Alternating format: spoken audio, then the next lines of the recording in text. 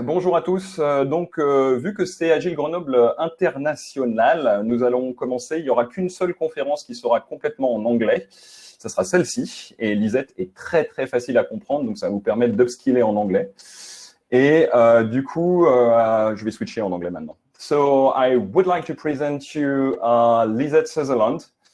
She's one of the remote work, and we wanted really to have her to start AgileGrenoble Reloaded this year, and she has a wonderful book and a wonderful podcast. Yeah, me too. Awesome. A wonderful book and podcast. I invite you to have a look. Everything she's writing is purely good. So please give big clap in the chat and welcome Lisette Sutherland. Awesome. So awesome. Actually, we could do jazz hands, right, to show instead of clapping out loud, we do it with jazz hands online. So thank you so much for this opportunity. I hope that you can hear me okay. And again, I wanted to just say another thanks to the sponsors out there, because without sponsors, conferences like this could not happen. So a big thanks to the sponsors out there. Really appreciate that they're doing this. I'm not going to be able to look at the chat too much while we're doing this, so I will take questions afterwards. And anything that we don't answer, I'll record an asynchronous video for everything. So I'm not going to see the chat. It's just too distracting. And what I wanted to talk with everybody today about is how we navigate this whole new remote normal, whatever that means anymore, right? One thing to note, I will be using Slido during the chat. It's just slido.com, code 1224. We'll send a link to it when we get to that, but just so that I can prepare everybody. And as we all know, COVID sent everybody home to work. And a lot of people that doubted whether remote working was possible actually saw that when necessary, it was actually possible to work together remotely. It has, however, been a very bumpy ride, as we are all discovering that working at home during a global pandemic is not the same thing as remote working. Even experienced, seasoned remote workers have experienced significant stress and disruption. You know, between working at home with our families and all the online schooling, navigating the various rules of lockdown, depending on where you are, and then, of course, learning all the new tech. There has been a lot of reasons for a bumpy ride, but many of us did it. And as we smoothed out the bumps, we realized that remote working wasn't just possible, in some instances. So now some people don't want to go back to the office even when it's safe to do so. They don't miss the commute, they don't miss the office politics, they're more productive at home, and they like the freedom that remote work offers. So what I would like to ask this audience is, when it's safe to do so, what would you like? Would you like to go back to the office 100%, work remote 100%, or be hybrid, where there's a combination of office work and remote? So I'm going to go ahead and show the results as we go on real time. So again, it's slido.com and code 1224, and Celine has posted it. So let's go ahead and show these results in real time here. All right, so with about 73 people responding right now, 90% want to be hybrid. So I am acting surprised, but I'm totally not surprised. I've been doing this poll for several months now at various talks all over the world, and this is pretty much the results that we're seeing. Although this is higher, there are more people that want to be hybrid in this poll than usual. So indeed, this is not an unusual result. So thank you for this. Oops. Other slide. So it turns out, as you saw in the poll, it turns out most people don't want to leave the office behind entirely. So most people want some sort of a hybrid scenario where we're at the office sometimes and we're remote sometimes. And I think really in the end, what we all want is the freedom to work when and where we are most productive. And we see a lot on social media these days that the future of work is remote. And actually, I think the future of work is choice. The choice for the individual to work where and when we want to or need to. However, it's not just individuals that get that choice. Companies have the choice as well. So there are a number of different scales out there. This one is the scale from Buffer. There's also an amazing remote maturity model that Matt Mullenweg from Automatic and WordPress has talked about. And this scale is because companies really need to decide, one, are we going to be entirely office-based in the future, or are we going to go all the way to level 5 where we have distributed teams all over the world with digital nomads?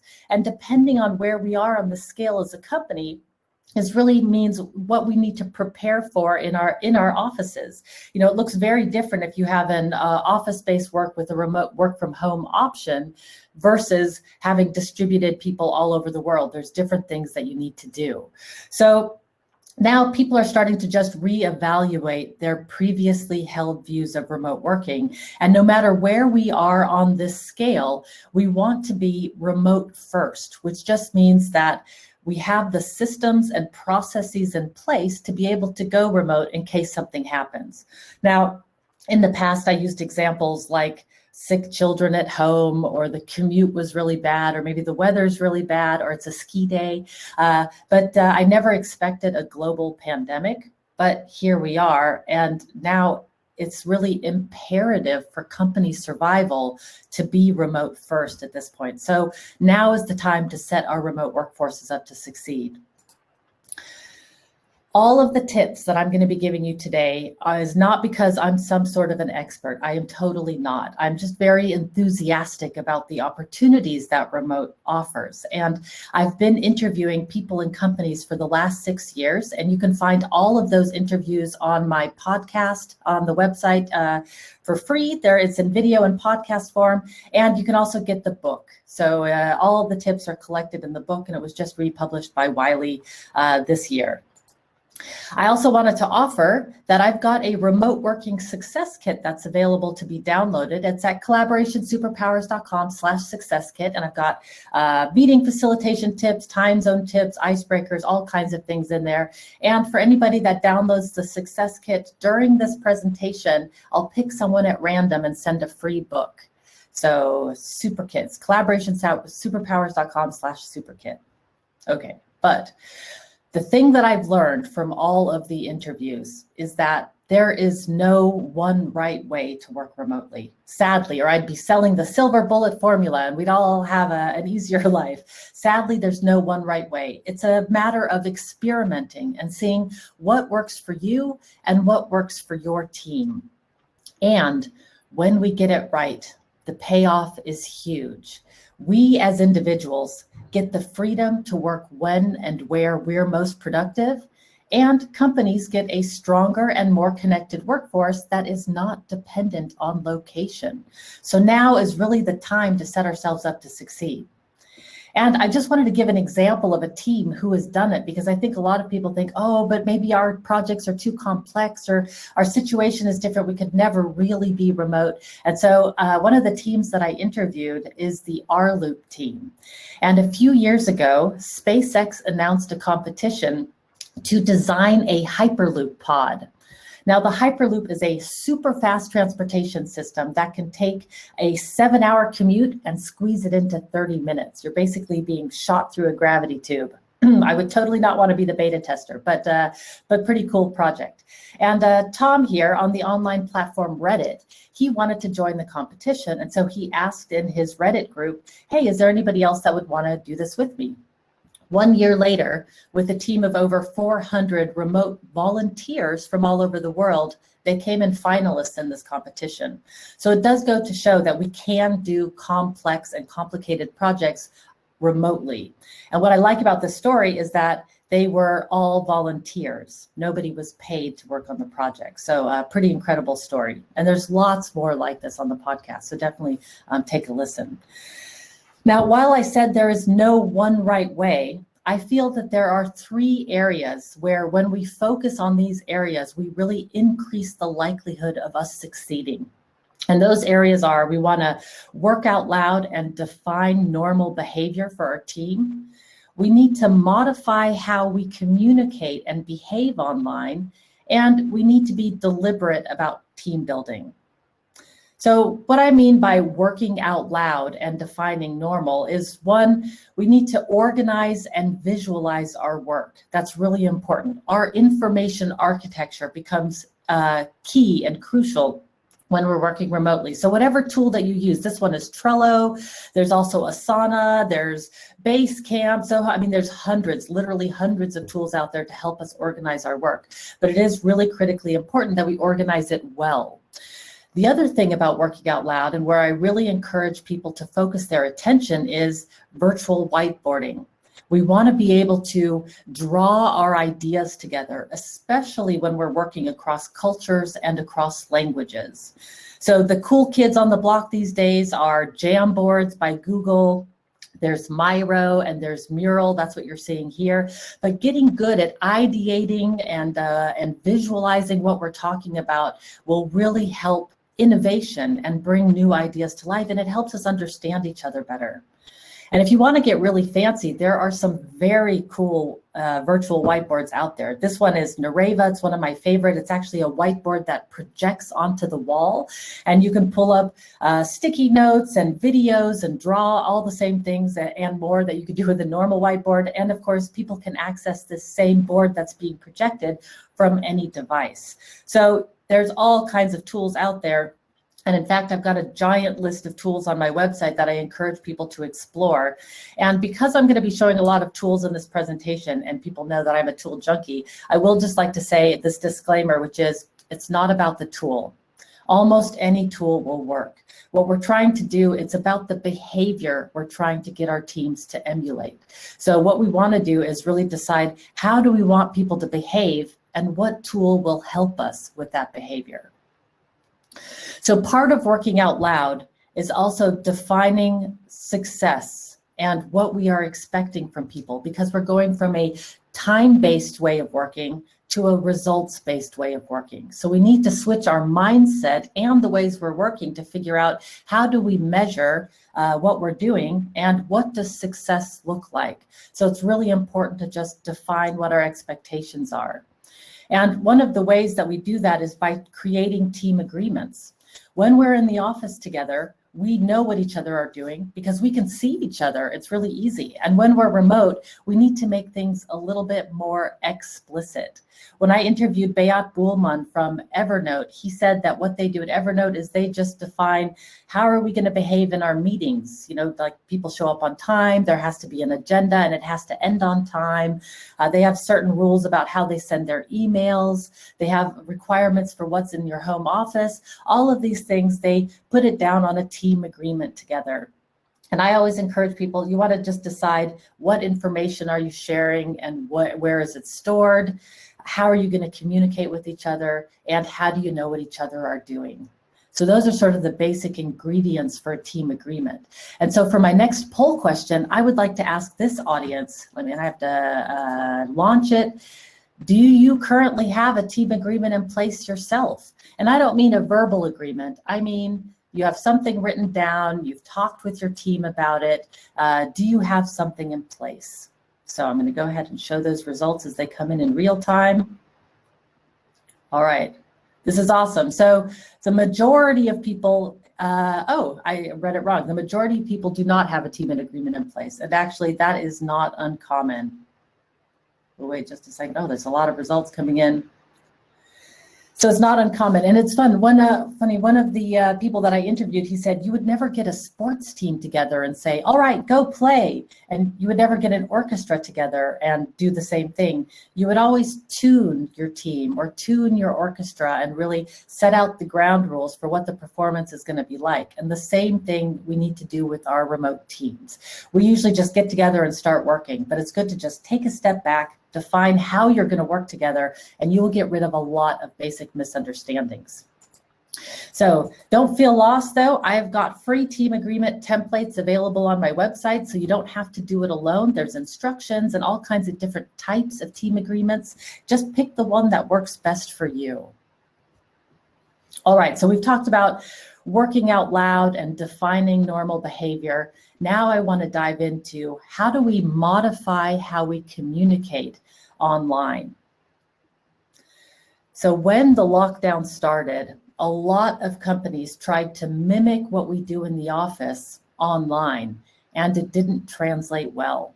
What it resulted in is endless online meetings. So we soon started to hear about Zoom fatigue. I know that my neighbors were complaining about 3-hour conference calls that they had to sit through without a break. Sounds like torture to me.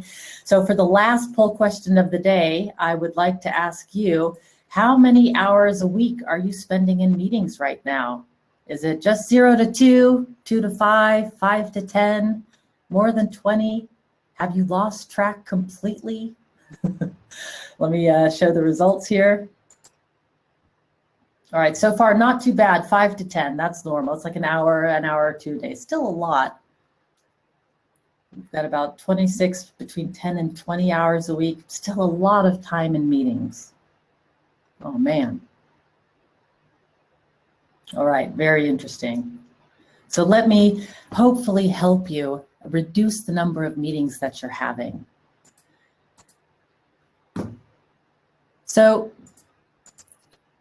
that's a lot of meetings, everybody. So what we're realizing is that some things don't translate well online. Working from home is a different medium of working than in person, or working remotely, I should say, is a different medium of working. And I like to make the analogy between radio and television. They're both broadcasting mediums, but we design content for each of those mediums differently.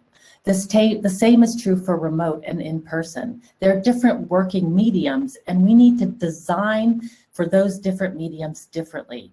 Like with remote, we have different ways of expressing ourselves. We have different ways of giving feedback and showing appreciation, new ways of building trust, and the structure of our workday changes. So one of the keys to this new remote medium is being more conscientious about how we use our time. And a very easy place to start is to shorten our hour-long meetings and take breaks in between. So if your meetings are an hour, schedule them for 45 minutes to 50 minutes, and then take a 10 to 15 minute break in between. That's a super easy place to start. If it goes longer than 45 minutes, then definitely take a break in between, because virtual fatigue is a real thing. When I interviewed NASA 5 years ago, they were already flagging this as an issue.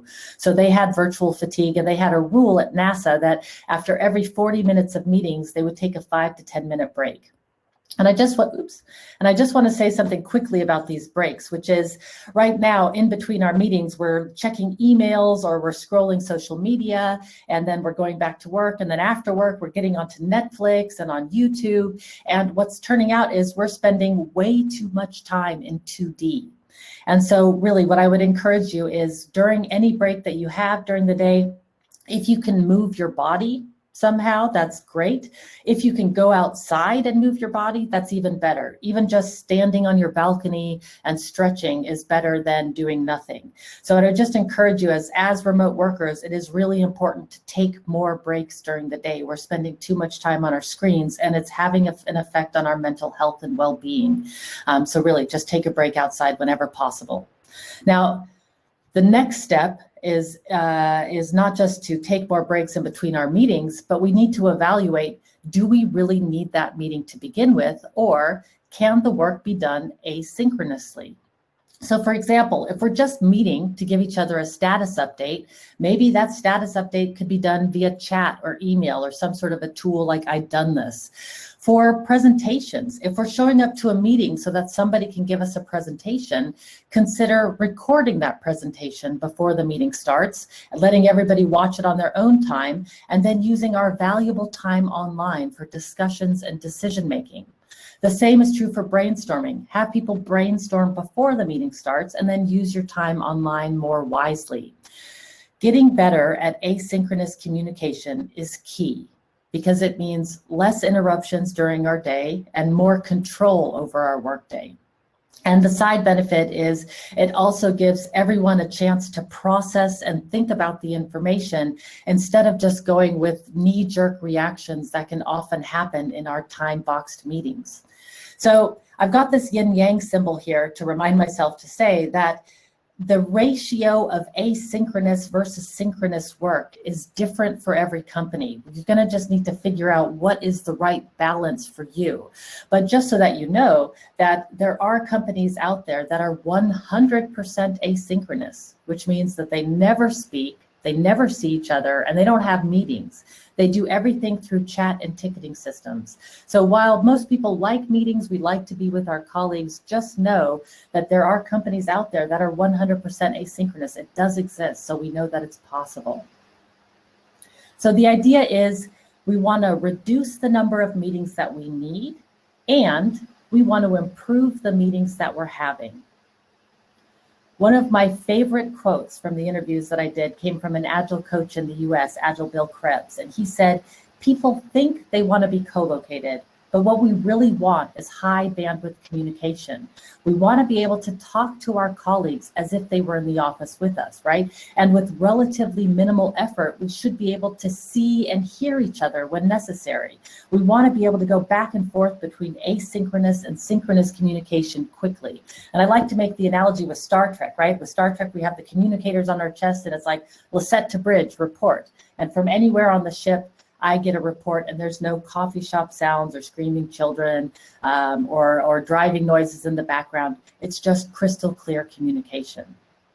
So as remote workers, we need to make sure that we have a good setup at home. So good lighting, a webcam, a good internet connection so that we are easily available and we can connect easily.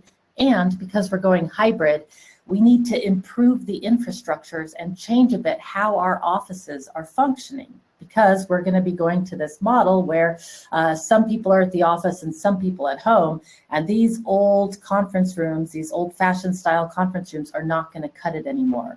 So this one, you'll notice it's got the old spider phone in the middle of the table where you have to lean over, hey Bob, it's Lisette, can you hear me? In this situation, the remote participants are kind of like the mosquitoes in the room. You can kind of hear them, you know that they're there, but you really wish they weren't around so that you could just get on with the meeting. So this is not the kind of situation that we want to have. This is not inclusive of remote workers. Instead, we want to move something more towards this, and almost any equipment can accommodate this. What you'll notice is that the remote participants are not just little teeny tiny boxes across the screen, they're like live in the room, so that you really feel their presence. And you'll notice that the in-person participants are sitting facing the remote participants. So it's more inclusive, so that we recognize that everybody is there. So this is the style that we want to go to. There are, of course, wonderful apps out there and tools that can help with this kind of working. One of my favorites, and the one that's like the most popular on the market, is called the Meeting Owl. It's a 360-degree microphone and camera that replaces that old spider phone. And what the remote participant sees when they log in is up here. You see everybody in the room all at once, and then it auto-focuses on the last 3 people that have spoken. So it gives the remote participants a whole picture of who's there, and it helps us to focus on who's actually speaking. So a great tool, relatively inexpensive. The prices change, they keep getting lower and lower. So there's also, of course, I want to just show a little bit crazier technology. I mean, right now we're meeting in Remo, right, which is a wonderful virtual office. Many teams are using virtual offices like this to create more presence. And then there's also telepresence robots, like these drivable robots here. So you beam in just like on Microsoft Teams or Zoom or anywhere, and now you can drive yourself with the arrow keys on your keyboard. So this office here, this is the Suitable Technologies office. They are the people that make these robots, and they actually have 50% of their workforce in the flesh and 50% that beam in via robot. So this is how they work every day, and they've gotten used to it. And in fact, their store in Palo Alto has 0 live people in it. That's all done via robot. So if your office has a lot of stairs or elevators or swimming pools, then this is not the right tool for you. But if it's a big, long, flat office, then this is definitely something that you can think of. And virtual reality is really starting to become a real reality, and more teams are starting to use it. In the past, it was extremely difficult to use, like learning how to play the piano almost. But now, if you have an Oculus Quest, you can put on your Oculus Quest, and within 5 minutes, you can be in this tool. This is one of my favorite VR apps. It's called Meet in VR. You'll be sitting around a table with other people. You can feel who's to the right and to the left of you because it's spatial. You can bring up a YouTube video just in the middle of thin air. You can draw things, hand it to the person next to you. They can take it, add on to it, hand it to the next person. Amazing technology. If you have an Oculus Quest, I highly recommend trying these out. And it sounds like fantasy. However, I'm really believing that the teams that can make use of this kind of technology are going to have superpowers in the future. But again, it's really not about the tool. It's about the behavior that you're trying to emulate with the tool. We've been working remotely with those old spider phones and even without video for years and years and years. So it is possible. It's just that now we're really starting to innovate because we need to. So again, reduce the number of meetings that we need and improve the meetings that you're having. And if you don't have a lot of experience with online facilitation, I just want to mention that there are a lot of great trainings out there. My company, of course, offers the trainings, but there's many others out there. Judy Reese is one of the pioneers in this field, Pilar Orti, many great people out there, so definitely check it out. But if you're finding that your online meetings or that they're just not working well online, get training. We all need to upskill ourselves. And again, remote working is a new medium. And so if you're struggling, make sure to get the training. So we've talked about working out loud. We've talked about how we modify how we communicate online. And I want to just quickly talk about team building and how do we get that sense of team when we're working remotely, especially after this long. I'm so missing seeing people in 3D right now, even though I love remote working. It's really something that I miss. So when we're working together online,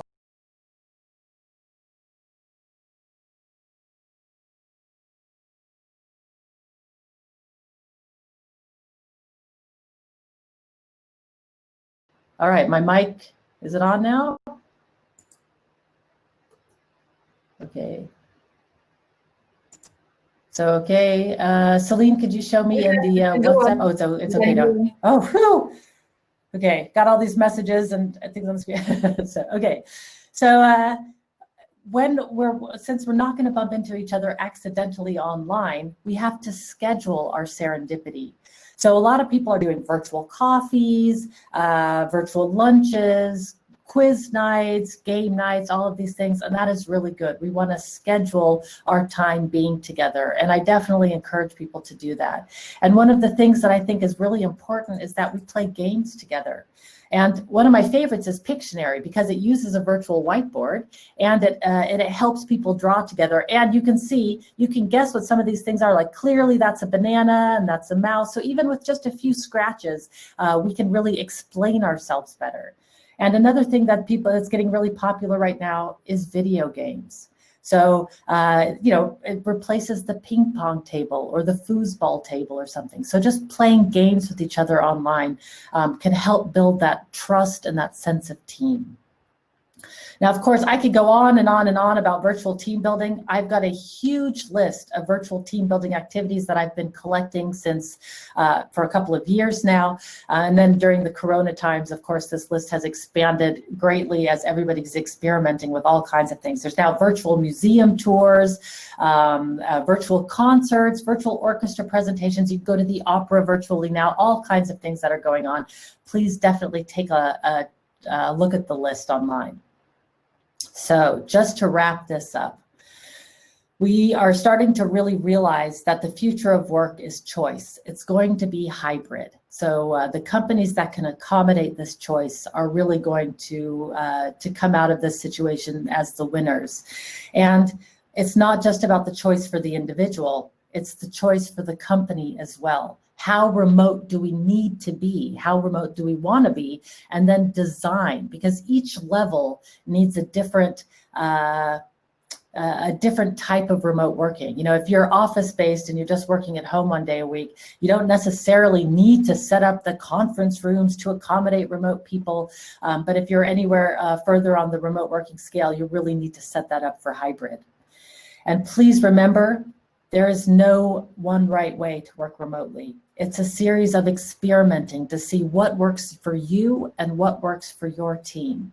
So it's sort of good and bad at the same time. But when we get it right, the payoff is huge.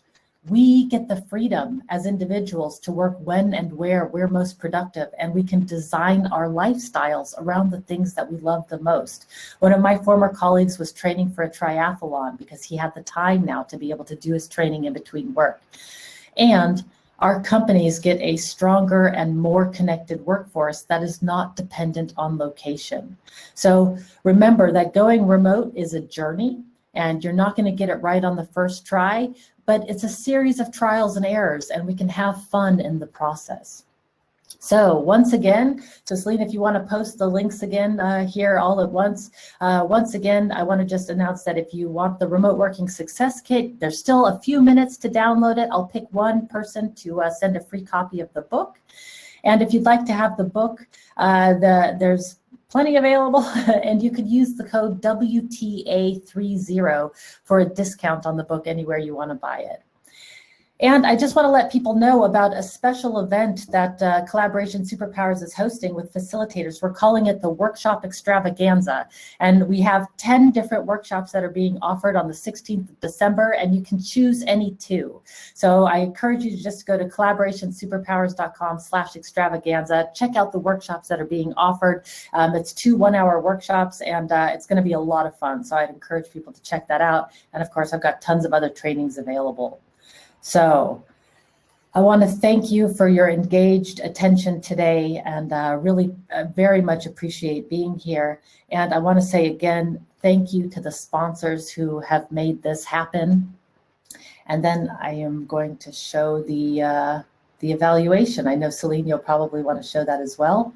But let's take questions if we have some time for questions. Anything that we don't have time for, I'll record it for you asynchronously. So Celine, I don't know if you want to invite people to the stage, or if you want to read out any questions that people have, let me know.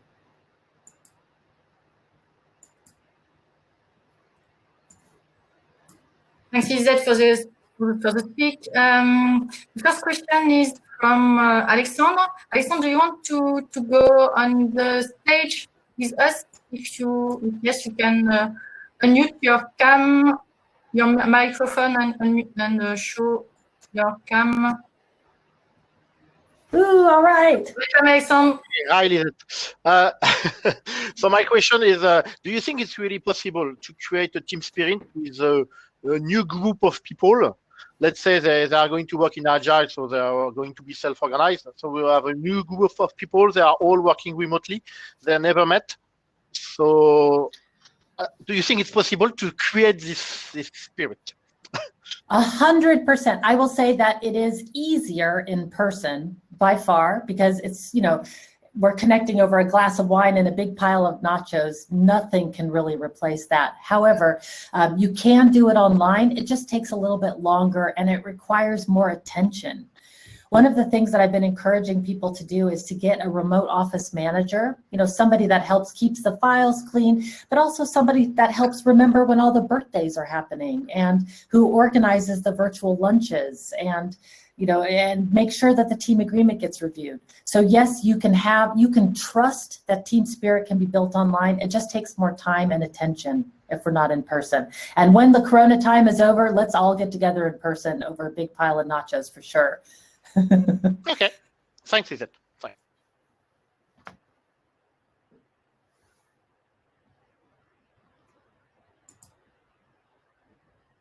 Anything else? The next question is, can you share with us some names of companies which are completely asynchronous? Yeah, so the one that I know of is called Teamed.io. So Teamed.io is 100% asynchronous. And then I would say some of the companies that come close, they're not 100% asynchronous, is Automatic and WordPress. So they do meet, and they actually meet in person. But the only company that I know that is 100% asynchronous, really never meet, never speak, is Teamed.io, and it's an interview that I did years ago, and it's on the website. I think it's number 7 that I did on the website. So definitely listen to that interview because it's highly controversial, and it's super interesting. It's with Team.io with Yegor Bugayenko, also a very controversial figure in the software development world, but interesting way of working. I'll try to find the interview if I can while I'm here.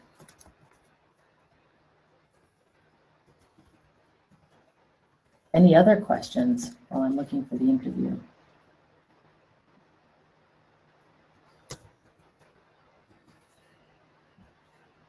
Okay, the next one is a question from Nicholas. What is technically a team? What is a team and what is not? I'm sorry, I didn't hear that.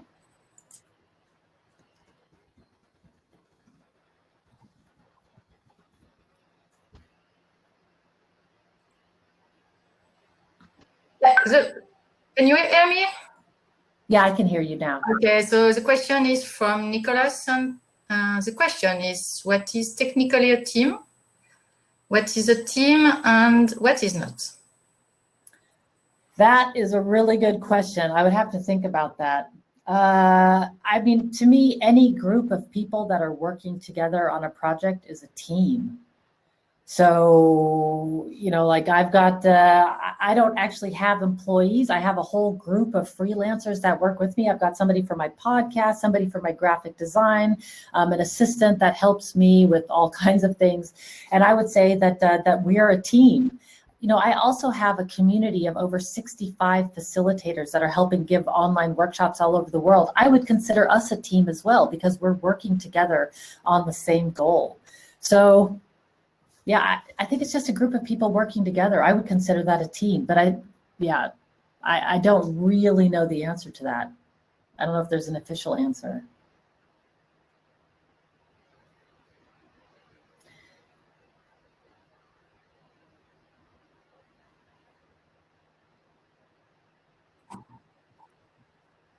Okay, we have a question from Christophe.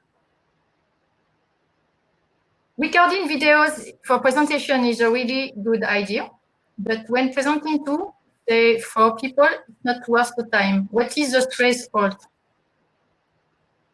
When I'm presenting to whom, could you do the last part of the question again? When presenting to 4 people, for example, it's not worth the time. What is the threshold? The threshold for presenting, yeah, it depends, I would say. I mean, if you're presenting to a smaller group of people, it can be more of a discussion, right? But if you're, I don't know, I wouldn't use my time online to present. I always record my presentations, except for in times like this. Of course, conferences are a different story. But, you know, for my meetings with my teams, I use Loom a lot. And so I'll just record quick videos for them, or they'll record them back. So we don't actually need to meet. We can just send each other video messages all day long. And that really helps. So I'd say it really depends. And the idea is just experiment with the different things. Sometimes you need to present and you want feedback in real time. Sometimes you want to just let the idea simmer for people. But I would say we need to get away from all of these synchronous meetings all the time where, you know, every question turns into a 30-minute meeting. We need to change that because virtual fatigue is really real and we're just spending too much time in meetings. So sending video messages back and forth. There's also a tool called YAC, YAC, and that's just sending voice messages back and forth. Experiment with the different versions for yourself and just see. I don't know that there is a threshold. I think it just really depends on the situation. And what I would say to people in terms of online meetings and this presenting is really think about what you're trying to achieve in your meeting and then decide what format is best to achieve that. I think a lot of times we just call meetings quickly without really thinking through what we're trying to accomplish. We'll just be like, oh, we'll just think about it when we meet next week. But I would say actually it's more like painting. You want to prep the room first. You want to put up all the tape, and then at the end you just paint quickly. And the same is true with meetings. You want to prep and set everything up first, and then meet for as quickly as possible. Oh yeah, and Celine just posted the interview that I did with Team.io about it's called Extreme Results Oriented Working. So you can check out the 100% asynchronous company there. Thanks, Celine. I have a weird message, so I can't actually access the chat.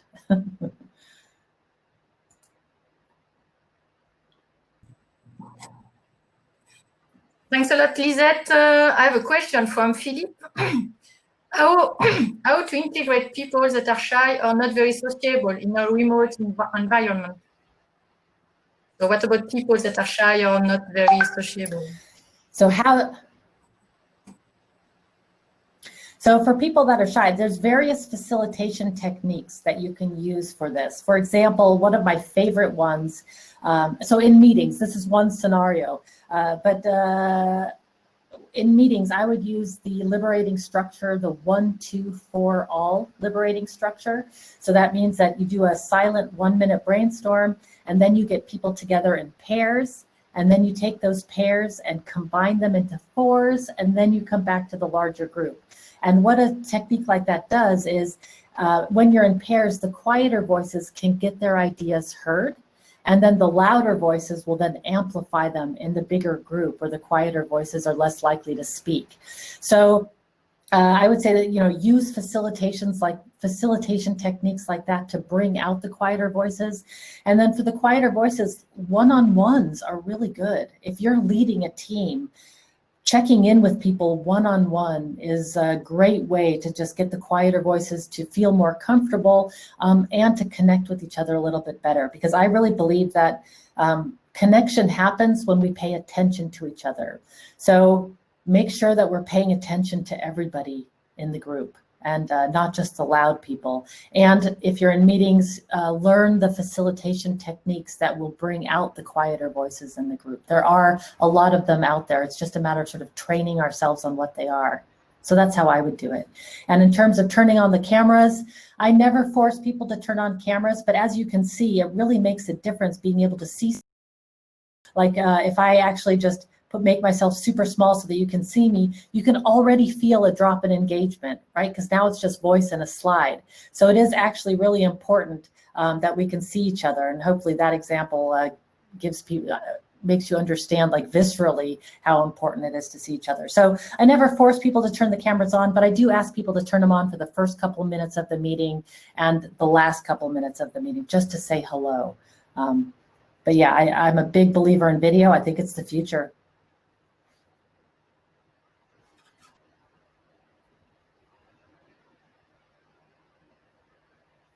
And I see a question from Philippe in the chat. I'm able to see this one. It says, what's the optimum meeting time per week? I would say as little as possible. Every company is going to be different. Sometimes if we're in a brainstorming phase or it's a startup phase, we need to be talking to each other all the time. And in that case, then you want to agree on core hours so that you know when people are around. And then you want to make it really easy to move from asynchronous to synchronous. Excuse me. So like pushing a button, or in Slack just starting a video and then going off. And I'm a big fan of virtual offices like Remo. I just think they're incredible. They bring more presence and you can quickly talk to the team. So in terms of optimum meeting time, it's as little as possible, but it's really what is best for your team. And that's, I think, where the difficulty in remote working lies, is we have to figure out what works for our team. And it's really a matter of experimenting. One of the exercises that I do in one of my workshops about optimum meeting time is we play a game called Hypothetical. And I stole it actually from a British game show called Hypothetical, featuring James Acaster and another comedian. And what they do is they put out an example that says, okay, next week, you have to get your picture taken with Nicolas Cage within 24 hours or you're gonna die. What do you do? And I actually I do the same exercise and I say, next week, you're going to take all of your meetings asynchronously. You're not allowed to talk to each other. What do you do? And sometimes that mind exercise really is helpful. And the tool that I'm using, I can see the chat here, Rosalind, is called It's an app that allows me to show, I can move myself anywhere I want. I can put myself actual size. I can bring my slides back. So it's fun. You can show videos in the background. It's an amazing tool, and I think it's great for online presenting. Thank you, Jerome, for posting it. I think it's a game changer. Who wants to just listen to slides and a voice? That's no fun at all. We want to see each other, right?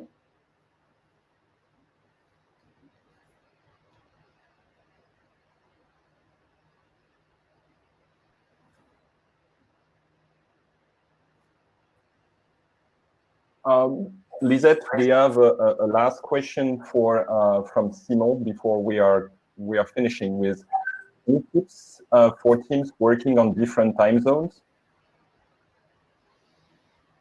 So tips for different time zones, that's the question? Yeah, any tips for teams working on different time zones? Yeah, so time zones are rough, right? So there's a couple of things we can do, and I've got some time zone tips in that remote working success kit, but I'll get the three that I can tell you right away is one, organize your work very well. If you're going to do follow the sun, really organize it to be follow the sun. Or if it's not follow the sun, maybe organize it so that you don't necessarily have to work together, separate the teams. So really organize your time well. It's crucial when you're working with people far away. The other thing is share the pain. Don't always be the people that are getting up early or staying up late. Everybody should share the time zone responsibility so that not one person's taking on the burden. And then for time zones, the key is asynchronous communication. Getting good at asynchronous communication is the key for time zones. So there's a whole workshop on asynchronous communication that I can recommend. It's on the website given by a couple of my best facilitators actually. They say with asynchronous, one, you want to make sure that you're organizing your information well. You want to make sure that you're speaking in context so that you're providing complete context for your question with links to what you're needing, and you're really clear about what you need and what the deadlines are. So there's a whole way of speaking asynchronously that we need to learn, but that is really for time zones. Organizing yourself, sharing the pain, and getting really good at asynchronous are the keys to making that work well. Thank you, Lisette.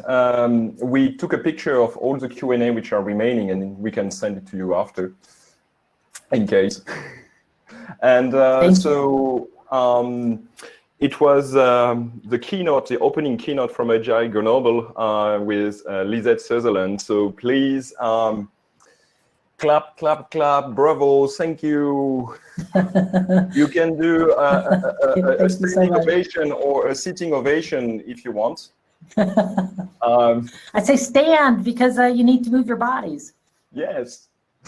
And we will cut, and just for an explanation, I will switch to French for all the participants. I will re-explain how to move back to the atrium.